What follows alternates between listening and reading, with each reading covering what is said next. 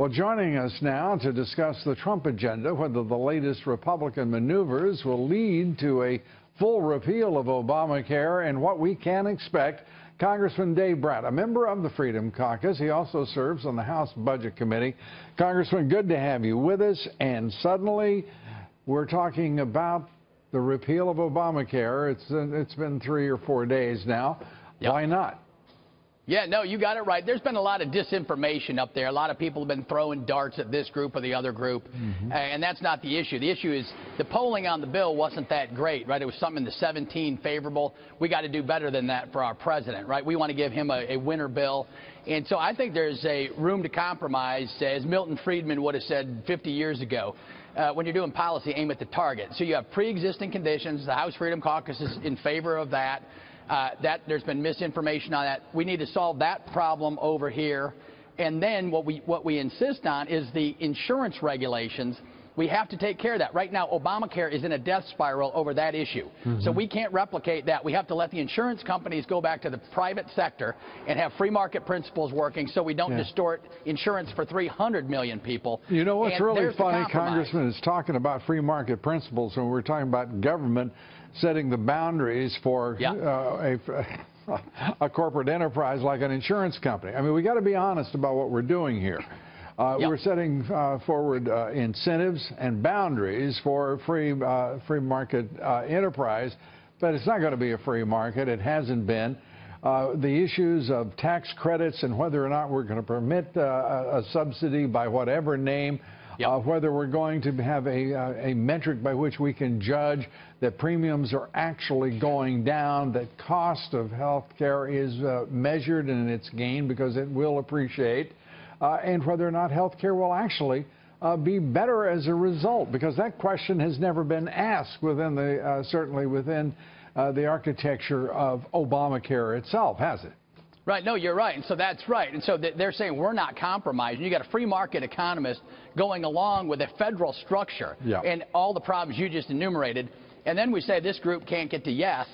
We got to yes for the last 6 years. We voted 50 times, and everyone in the House and the Senate has gotten to yes.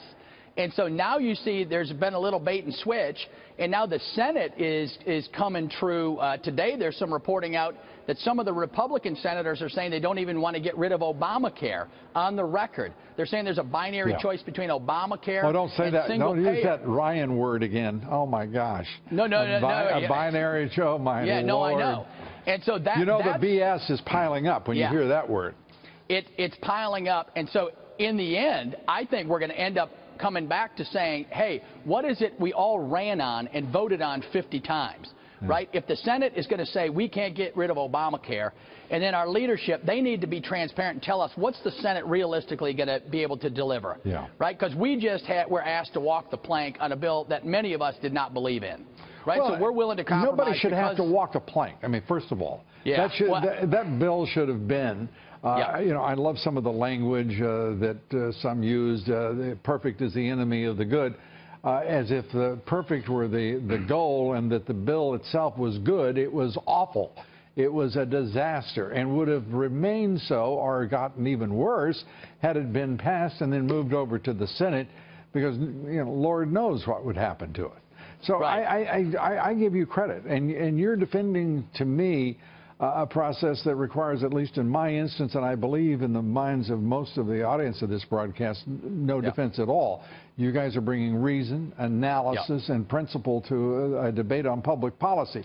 Lord help us if that suddenly isn't the case in this country, because we really have to do much better than that. This president, I believe, without question, will never sign a bill that doesn't measure up to his values, his goals, and his promises. That said, he's got to have help and support as he drives the agenda forward. Now, is this better? I'm so disgusted listening to Speaker Ryan and the other day for a moment or two, Mitch McConnell talking about the Better Way agenda. Can you all agree to put down that nonsense? Because it is pure nonsense. No one was elected on that agenda.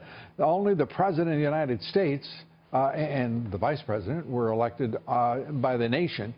I mean, how does that kind of nonsense get started, and what sustains it? Well, what sustained it was the fifth sentence in the better way. He said we're going to repeal Obamacare, and we voted on that 50 times, right? Well, how did that work? That wasn't so shiny, was it? And when Trump was campaigning, when candidate Trump was campaigning, he didn't know this bill. It didn't exist, right? He didn't know. He wasn't campaigning for replacing Obamacare with a new federal structure. He just said repeal, and the crowd went nuts. That's what the people back home want to go back to 10 years ago. I guess what I'm asking Congress is this. One of the lessons certainly should be, it should be the president's agenda. It should be his values, his promises to the voters that are supported by the conference.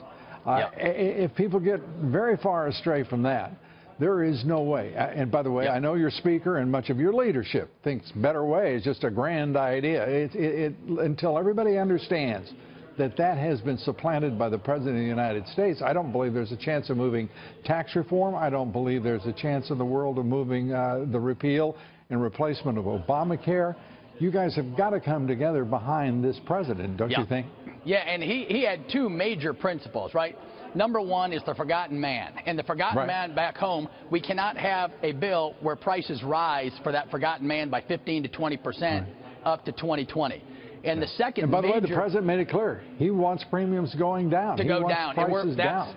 And we're trying to help him out. We're all the pro-Trump guys, right? All of us back home. Oh, absolutely. We're all the pro-Trump. Without you guys, there is no President Trump. Right, and then the second major principle is drain the swamp. It's hard to drain the swamp and take down the bureaucratic state when you're trying to manage 1/6 of the economy again, health care, from Washington, D.C.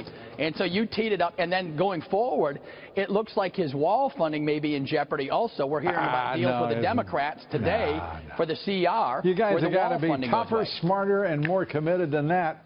If he needs $1.5 billion to get that thing going, cough it up and let's move on. Come on. Congressman Brat, you're a genius economist. It's time to get that all behind the president's agenda. We're with him. We're with him 100%. We're going to make sure he gets a successful product. I think in a few weeks we might have a compromise, and then we got phase one, the big push done. Then we move on to tax reform, and we're all happy. Yeehaw.